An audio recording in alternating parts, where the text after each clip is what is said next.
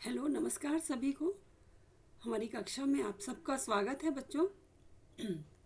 पिछली कक्षा में हमने बताया था रामचंद्र शुक्ल की जो बुक है, पुस्तक हिंदी साहित्य का इतिहास, इसकी मैंने भूमिका से आपको पिछली क्लास में पढ़ाया था। ये देखिए, बुक है हिंदी साहित्य का इतिहास, आचार्य रामचंद्र शुक्ल। तो इसके प्रथम संस्करण का जो वक्तव्य था शुक्ल जी का, वो हमने पिछली कक्षा में देख लिया था। इनकी पुस्तक की एक एक पंक्ति बहुत महत्वपूर्ण है बच्चों, और मुझे बहुत से बच्चों ने कहा कि इसको मैम आगे बढ़ाइए। तो चलिए, आज मैं इसका दूसरा पार्ट लेके आ रही हूँ, और मैं पूरी कोशिश करूँगी कि इस चैनल के द्वारा ये बुक आपको पूरी पढ़ाई जाए। तो आज इसका दूसरा पार्ट है। आज हम देखेंगे बच्चों, इसमें जो अगला टॉपिक है, संशोधित और प्रवर्धित संस्करण के संबंध में दो बातें। ये भी शुक्ल जी का ही वक्तव्य है। आप यहाँ ये देखिए, जो पहला संस्करण इसका आया था, फर्स्ट वाला, ये आया है आषाढ़ शुक्ल पंचमी 1986। ये संवत है। इसको आप ईस्वी में कन्वर्ट करोगे, 57 साल माइनस करोगे तो आ जाएगा 1929। जो कभी कभी पूछा जाता है कि रामचंद्र शुक्ल जी की पुस्तक जो हिंदी साहित्य का इतिहास है, इसका प्रकाशन वर्ष क्या है, तो प्रकाशन वर्ष था बच्चों 1929। ठीक है। अब ये दूसरा जो संस्करण आया है, इसमें लिखा है संवत 1997 का। ईस्वी में क्या हुआ, 1940। तो दूसरा संस्करण याद रखेंगे, 1940 में आया। चलिए, ये भी पढ़ लेती हूँ मैं। यहाँ पे क्या बात कर रहे हैं ये। कई संस्करणों के उपरांत इस पुस्तक के परिमार्जन का पहला अवसर मिला, जिसमें इसमें कुछ आवश्यक संशोधन के अतिरिक्त बहुत सी बातें बढ़ानी पड़ी। आदिकाल के भीतर वज्रयानी सिद्धों और नाथपंथी योगियों की परंपराओं का कुछ विस्तार के साथ वर्णन यह दिखाने के लिए करना पड़ा कि कबीर द्वारा प्रवर्तित निर्गुण संत मत के प्रचार के लिए किस प्रकार उन्होंने पहले से रास्ता तैयार कर दिया था। पहले वाले जो संस्करण में उन्होंने इन लोगों का नहीं वो रखा था, किसका, सिद्धों और नाथों को। अब यहाँ पे इन्होंने इसको जोड़ा है, क्यों, ये दिखाने के लिए कि कबीरदास जी की जो भक्ति थी उसका रास्ता इन्होंने पहले ही तैयार कर दिया था। कहा जाता है कि नाथ और सिद्धों का प्रभाव कबीरदास जी पे पड़ा था। दूसरा उद्देश्य यह स्पष्ट करने का भी था कि सिद्धों और योगियों की रचनाएं साहित्य कोटि में नहीं आती, और योग धारा काव्य या साहित्य की कोई धारा नहीं मानी जा सकती। ये भी यहाँ पे स्पष्ट कर रहे हैं कि सिद्धों और योगियों की रचनाएं साहित्य की कोटि में नहीं आती। हाँ, और योग धारा काव्य जो है साहित्य की कोई धारा नहीं मानी जा सकती। अब इस पे बच्चों ऑब्जेक्शन बाद के जो परवर्ती आलोचक रहे हैं उन्होंने उठाया, और सबसे प्रमुख तो हम सब जानते ही हैं कि हजारी प्रसाद द्विवेदी जी ने पुरजोर विरोध किया था इनकी इस धारणा का। उन्होंने ये कहा था कि मैं पढ़ाने का मतलब नहीं कि आपको केवल लाइन लाइन पढ़ा लूँ, मैं साथ में डिस्कस भी करती चलती हूँ कि हजारी प्रसाद द्विवेदी जी ने ये कहा था बच्चों कि अगर शुक्ल जी ने क्या कहा है कि जो सिद्ध साहित्य है, नाथ साहित्य है, वो साहित्य की कोटि में नहीं आता, उनको उन्होंने आदिकाल में अलग रखा है। फिर इन्होंने ये सवाल किया था कि मैं पूछता हूँ कि अगर ये साहित्य की कोटि में नहीं आता तो भक्ति काल तो पूरा साहित्य ही भक्ति से भरा हुआ है, उसको कैसे साहित्य की उसमें रखा गया है दायरे में। हाँ, बात तो सही है। इन्होंने देखिए एकदम से नकार दिया है कि सिद्धों और योगियों की रचनाएं साहित्य की कोटि में नहीं आती। चलिए, शुक्ल जी का अपना मत था, सबका अपना अपना मत रहता है। आगे देखते हैं। भक्ति काल के अंतर्गत स्वामी रामानंद और नामदेव पर विशेष रूप से विचार किया गया है इस पुस्तक में। स्वामी रामानंद, वही रामानंद, भक्ति द्राविड़ रूप जी लाए रामानंद, यही वही रामानंद है, कबीरदास जी के गुरु जो कहलाते हैं। और नामदेव जी महाराष्ट्र के बहुत बड़े संत हुए हैं। इन लोगों के नाम को भी इन्होंने यहाँ पे इंक्लूड किया है, मतलब इनके बारे में बताया है, क्योंकि उनके संबंध में अनेक प्रकार की बातें प्रचलित हैं। रीतिकाल के सामान्य परिचय में हिंदी के अलंकार ग्रंथों की परंपरा के उद्गम और विकास को कुछ अधिक विस्तार के साथ दिखाया गया है। गणानंद आदि कुछ मुख्य कवियों का आलोचनात्मक परिचय भी विशेष रूप से मिलेगा। आधुनिक काल के भीतर खड़ी बोली के गद्य का इतिहास, इधर जो कुछ सामग्री मिली है उसकी दृष्टि से एक नए रूप में सामने लाया गया है। आधुनिक काल में इन्होंने खड़ी बोली गद्य का इतिहास भी बताया है। हिंदी के मार्ग में जो जो विलक्षण बाधाएं पड़ी हैं उनका भी सविस्तार उल्लेख है। पिछले संस्करणों में वर्तमान अर्थात आजकल चलते हुए साहित्य की मुख्य प्रवृत्तियों का संकेत मात्र करके छोड़ दिया गया था। अपने समकालीन साहित्य का उन्होंने बस संकेत किया था पिछले संस्करणों में। इस संस्करण में समसामयिक साहित्य का अब तक का आलोचनात्मक विवरण दे दिया गया है। 1940 तक की बात हो रही है, जिससे आज तक के साहित्य की गतिविधि का पूरा परिचय प्राप्त होगा। आशा है कि इस संशोधित और प्रवर्धित रूप में यह इतिहास विशेष उपयोगी सिद्ध होगा। रामचंद्र शुक्ल, अक्षय तृतीया, संवत 1997। तो ये था दूसरे संस्करण के संबंध में इनका वक्तव्य। चलिए अब आगे बढ़ते हैं काल विभाजन की ओर। अगला टॉपिक है इस पुस्तक में काल विभाजन। देखिए, ये पंक्ति तो आप कितने सालों से सुनते होंगे ना। जबकि प्रत्येक देश का साहित्य वहाँ की जनता की चित्तवृत्ति का संचित प्रतिबिंब होता है, तब यह निश्चित है कि जनता की चित्तवृत्ति के परिवर्तन के साथ साथ साहित्य के स्वरूप में भी परिवर्तन होता चला जाता है। आदि से अंत तक इन्हीं चित्तवृत्तियों की परंपरा को परखते हुए साहित्य परंपरा के साथ उनका सामंजस्य दिखाना ही साहित्य का इतिहास कहलाता है। बहुत बार ये कोटेशन आई है बहुत सारे पेपर में, रामचंद्र शुक्ल का वक्तव्य है। अब तो आपको हमेशा के लिए याद रहेगा, ठीक है, कि जबकि प्रत्येक देश का साहित्य वहाँ की जनता की चित्तवृत्ति का संचित प्रतिबिंब होता है।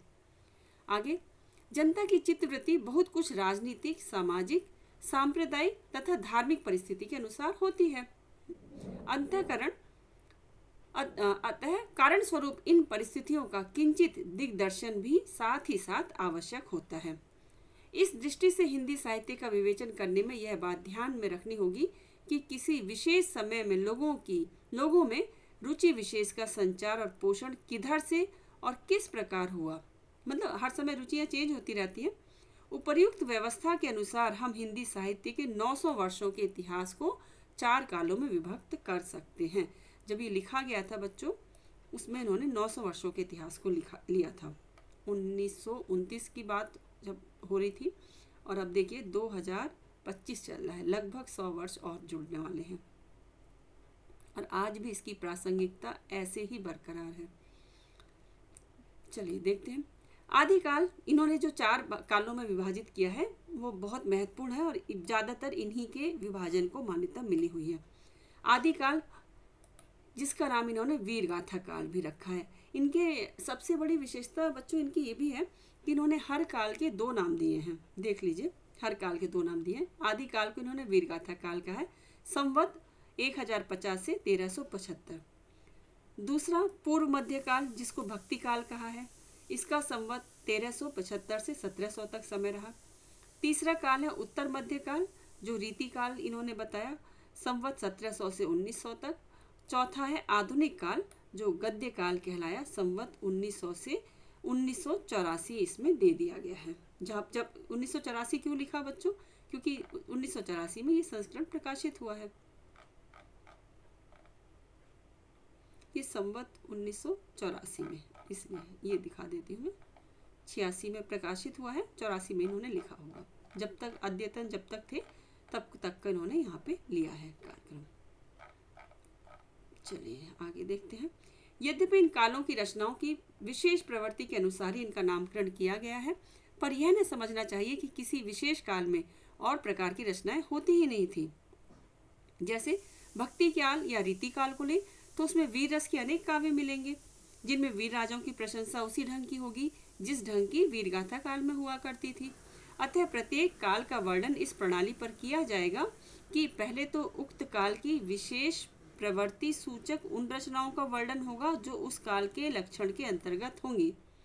पीछे संक्षेप में उनके अतिरिक्त और प्रकार की ध्यान देने योग्य रचनाओं का उल्लेख होगा। तो अब आप ये समझिए बच्चों कि इनके इतिहास लिखने की वजह क्या थी, मानसिकता क्या थी, किस उद्देश्य को लेकर लिखा इन्होंने। सबसे पहले तो इतिहास को उन्होंने पिछले 900 वर्षों का इतिहास लिखने का जब संकल्प लिया तो पूरे 900 वर्षों को इन्होंने 4 भागों में बांटा। और किस आधार पर बांटा? वही जो इन्होंने शुरू में ही बता दिया, जनता की चित्तवृत्ति के इतिहास पर इन्होंने एक विशेष काल में किस तरह का साहित्य रचा गया उसको उसी आधार पर उन्होंने उसका नाम दिया। ठीक है। अब ये तो होता नहीं ना बच्चों कि जैसे कोई भी काल है रातों रात बदल जाए। जैसे इन्होंने संवत आदिकाल का समय माना है, संवत 1050 से 1375। तो ऐसा नहीं है कि 1376 में जो है जिस तरह का साहित्य 75 तक लिखा जा रहा था वो एकदम अचानक से चेंज हो गई धारा, बिल्कुल ऐसा नहीं होता। हिंदी में बच्चों हमारे साहित्य में संभावनाएं रहती, हम लगभग के करीब कोई चीज़ लेते हैं। और ये जो कह रही हूँ कि चित्रवृत्ति अचानक बदली, बिल्कुल नहीं बदलती। आपने यहाँ देखा, उन्होंने शुक्र जी ने भी स्पष्ट किया है कि इन्होंने जो काल का नामकरण किया है या काल को इस काल के अंतर्गत किन रचनाओं को लिया है वो अधिकता के माप उससे मापा है कि इस काल में, जैसे हमने देखा कि भक्ति काल में भक्ति पर या भक्ति परक रचनाएं ज़्यादा हुई, तो ऐसा नहीं है कि उस काल में वीरों की रचनाएं ही नहीं लिखी जाती थी, वीर रस की रचनाएं लिखी नहीं गई, उस काल में भी लिखी गई थी। लेकिन भक्ति काल में क्योंकि भक्ति साहित्य अधिक मात्रा में लिखा जा रहा था, इसलिए उन्होंने उस काल विशेष का नाम भक्ति काल रखा। ठीक है। और इन्होंने इस अपने ग्रंथ में ये भी बताया है कि पहले उक्त काल की विशेष प्रवृत्ति सूचक उन रचनाओं का वर्णन होगा जो उस काल के लक्षण के अंतर्गत होंगी। फिर उसके बाद उन्होंने उसके अतिरिक्त प्रकार की और घटना और भी रचनाएं हैं उन पे ध्यान दिया है। ये है योग्य रचनाओं का उल्लेख होगा। मैं आशा कर रही हूँ कि ये बात आप अच्छे तरह से समझ गए होंगे। अब शुरू हो जाता है आदिकाल प्रकरण 1, प्रकरण 1 सामान्य परिचय। तो वीडियो में बहुत लंबा नहीं करूँगी, लेकिन हाँ आदिकाल का थोड़ा सा परिचय मैं दे देती हूँ। अच्छा, ये प्रकरण पूरा पढ़ देते हैं। चलो पहला प्रकरण कर लेते हैं। सामान्य परिचय क्या है? ये पंक्ति भी बार बार पूछी गई है परीक्षाओं में, देख लीजिए। प्राकृत की अंतिम अपभ्रंश अवस्था से ही हिंदी साहित्य का आविर्भाव माना जा सकता है। इन्होंने घोषणा की है, जो अपभ्रंश से पहले प्राकृत चलती थी ना, तो प्राकृत की अंतिम अवस्था जब रही होगी तब से इन्होंने हिंदी साहित्य का आविर्भाव माना है। उस समय जैसे गाथा कहने से प्राकृत का बोध होता था, वैसे ही दोहा या दुहा कहने से अपभ्रंश या प्रचलित काव्य भाषा का पद्य समझा जाता था। प्रत्येक पंक्ति महत्वपूर्ण है। मैं क्या क्या बताऊं बच्चों, बस आप सुनते चलो, देखते चलो। अपभ्रंश या प्राकृताभ्यास हिंदी के पद्यों का सबसे पुराना पता तांत्रिक और योग मार्गी बौद्धों की सांप्रदायिक रचनाओं के भीतर विक्रम की 7वीं शताब्दी के अंतिम चरण में लगता है। ये अपभ्रंश या प्राकृत का आभास कराती हुई हिंदी का पता कब से बताया इन्होंने? विक्रम की 7वीं शताब्दी के अंत में। किनके उसमें मिलता है? तांत्रिक और योग मार्गी बौद्धों की। अब ये पंक्ति भी आ चुकी है। मुंज और भोज के समय संवत 1050 के लगभग तो ऐसी अपभ्रंश या पुरानी हिंदी का पूरा प्रचार शुद्ध साहित्य या काव्य रचनाओं में भी पाया जाता है। अतः हिंदी साहित्य का आदिकाल संवत 1050 से लेकर संवत 1375 तक, अर्थात महाराज भोज के समय से लेकर हम्मीर देव के समय के कुछ पीछे तक माना जाता है। तो कब से कब तक माना है इन्होंने आदिकाल? राजा मुंज से शुरू किया है, मुंज और भोज के समय से, और हम्मीर देव के समय तक का इन्होंने आदिकाल माना है। यद्यपि जनश्रुति इस काल का आरंभ और पीछे ले जाती है और संवत 770 में भोज के पूर्व पुरुष राजा मान सिंह के सभासद पुष्य नामक किसी बंदी जन का दोहों में एक अलंकार ग्रंथ लिखना बताती है। जो पुण्य कवि हुए हैं इन्हीं को पुष्य कवि भी कहा जाता है। बहुत से आलोचकों ने इनको भी पहला कवि माना है।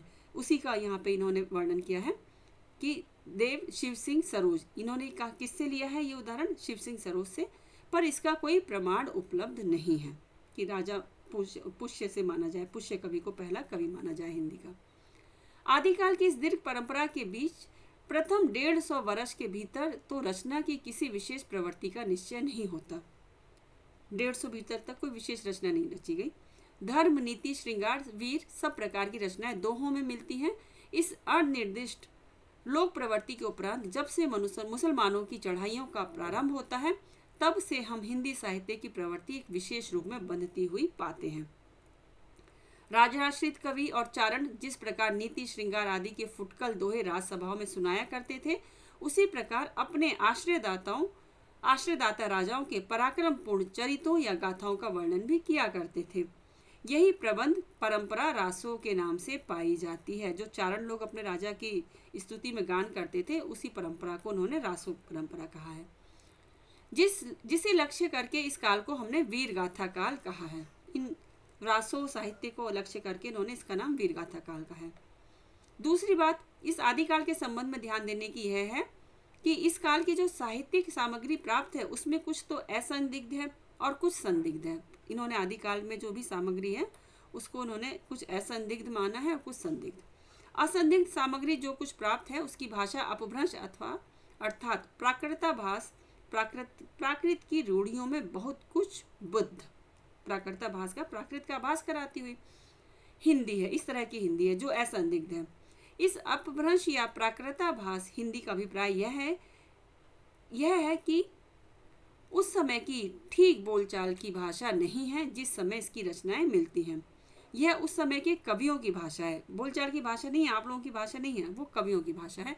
कवियों ने काव्य परंपरा के अनुसार साहित्यिक प्राकृत के पुराने शब्द तो लिए ही हैं, जैसे पीछे की हिंदी में तत्सम शब्द संस्कृत शब्द लिए जाने लगे। बाद की हिंदी में, उस समय की हिंदी का बता रहे हैं, अपभ्रंश काल की विभक्तियां, कारक चिन्ह और क्रियाओं के रूप आदि भी बहुत कुछ अपने समय से कई सौ वर्ष पुराने रखे हैं। उस काल के साहित्य की बात हो रही है, आदिकाल का, जो इन्होंने असंदिग्ध माना है। बोलचाल की भाषा घिस घिसाकर बिल्कुल जिस रूप में आ गई थी, सारा वही रूप न लेकर कवि और चारण आदि भाषा का बहुत कुछ वह रूप व्यवहार में लाते थे जो उनसे कई सौ वर्ष पहले से कवि परंपरा रखती चली आती थी।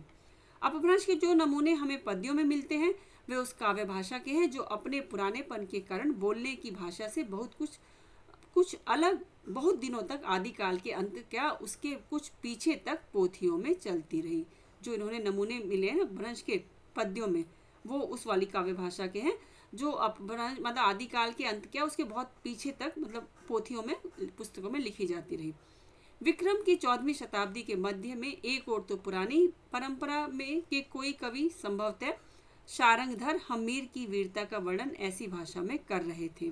ये हम्मीर देव का वर्णन बताया ना, आदिकाल का समय आखिरी में मुंज भोज से लेकर हम्मीर देव तक, तो उसी की बात बता रहे हैं।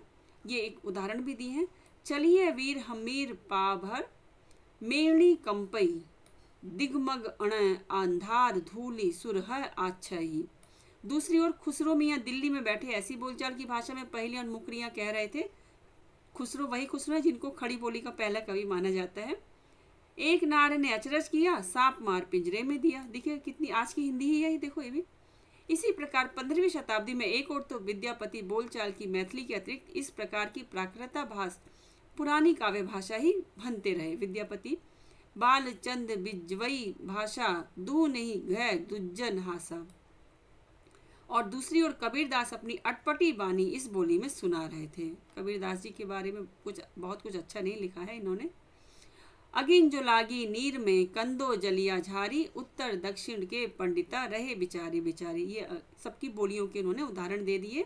प्रथम संस्करण में ही ये जो प्रकरण पहला मिलता है कि एक तो हम्मीर देव का बताया कि उनकी वीरता का वर्णन इस तरह से चारण लोगों ने किया, फिर खुसरो जी का बताया, फिर इधर इनका बताया विद्यापति का, फिर कबीरदास जी का उदाहरण दिया। सारांश यह है कि अपभ्रंश की यह परंपरा विक्रम की 15वीं शताब्दी के मध्य तक चलती रही। अपभ्रंश जो भाषा है 15वीं शताब्दी तक चलती रही। एक ही कवि विद्यापति ने दो प्रकार की भाषा का व्यवहार किया है, पुरानी अपभ्रंश भाषा का और बोलचाल की देशी भाषा का। इन दोनों भाषाओं का भेद विद्यापति ने स्पष्ट रूप से सूचित किया है। विद्यापति जी ने दोनों भाषाओं में लिखे हैं, मैथिली भाषा जो इनकी अपनी जो देसी भाषा वो है, और एक अपभ्रंश का। इन्होंने कहा है, ये विद्यापति जी की वो है पंक्ति है, देसिल बैना सब जन मिठा तै तैसन जप्यो अभट्टा। मतलब देसी भाषा सबसे अच्छी होती है, अर्थात देशी भाषा बोलचाल की भाषा सबको मीठी लगती है। इससे वैसा ही अपभ्रंश देसी भाषा मिला हुआ मैं कहता हूँ जो सबको अच्छा लगता है। विद्यापति ने अपभ्रंश से भिन्न प्रचलित बोलचाल की भाषा को देशी भाषा कहा है। जो बोलचाल की भाषा थी उसी को देशी भाषा कहा है। अतः हम भी इसी अर्थ में इस शब्द का प्रयोग कहीं कहीं आवश्यकता अनुसार करेंगे। इस आदिकाल के प्रकरण में हम अपभ्रंश की रचनाओं का संक्षिप्त उल्लेख करेंगे, तब देशी भाषा की रचनाओं का वर्णन करेंगे। तो आदिकाल के प्रकरण में इन्होंने बताया है कि पहले ये अपभ्रंश की रचनाओं का संक्षिप्त रूप से उल्लेख करेंगे, तब देशी भाषाओं की रचना का वर्णन करेंगे। और इसी के साथ ही आज की क्लास को मैं यहीं विराम देती हूँ बेटा। कल की कक्षा में कल की कक्षा कह लो या फिर अगले वीडियो में मैं आदिकाल का दूसरा प्रकरण लेकर आऊँगी जो अपभ्रंश काव्य के नाम से लिखा गया है। तो चलिए अपने कमेंट मुझे ज़रूर दे दीजिएगा बच्चों। अगर मेरा ये प्रयास आपके किसी भी काम आ सकता है तो मुझे बहुत खुशी होगी। ठीक है, चलिए बाय बाय।